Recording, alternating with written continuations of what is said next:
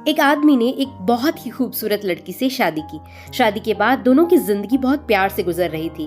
वह उसे बहुत चाहता था और उसकी खूबसूरती की हमेशा तारीफ किया करता था।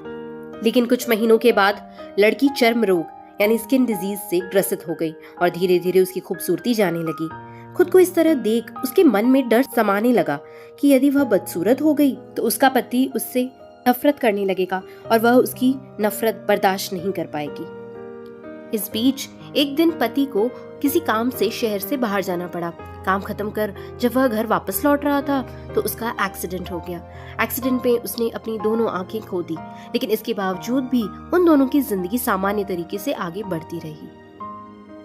समय गुजरता रहा और अपने चर्म रोग के कारण लड़की ने अपनी खूबसूरती पूरी तरह गंवा दी। वह बदसूरत हो गई, लेकिन अंधे पति को इस बारे में कुछ भी पता नहीं था, इसलिए उसका उनके खुशहाल विवाहित जीवन पर कोई प्रभाव नहीं पड़ा। वह उसे उसी तरह प्यार करता रहा। एक दिन उस लड़की की मौत हो गई। पति जब अकेला हो गया था वह बहुत दुखी था। वह उस शहर को छोड़कर जाना चाहता था। उसने अंतिम संस्कार की सारी क्रिया विधि पूर्ण की और शहर छोड़कर जाने लगा। तभी एक आदमी ने पीछे से उसे पुकारा और पास आकर कहा, अब तुम बिना सहारे के अकेले कैसे चल पाओगे? इतने साल तो तुम्हारी पत्नी तुम्हारी मदद किया करती थी। पति ने जवाब दिया, दोस्त, मैं अंधा नहीं हूँ, मैं बस अंधा होने का नाटक कर रहा था। क्योंकि यदि मेरी पत्नी को पता चल जाता कि मैं उसकी बदसूरती देख सकता हूँ तो यह उसे उसके रोग से ज्यादा दर्द देता।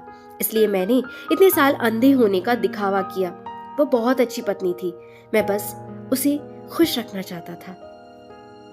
तो दोस्तों, इस कहानी की एक छोटी सी सीख है जो आपके रिश्ते में बहुत काम आएगी। खुश रहने के लिए हमें भी एक दूसरे की कमी के प्रति आंखें बंद कर लेनी चाहिए और उन कमियों को नजरअंदाज कर देना चाहिए, है ना?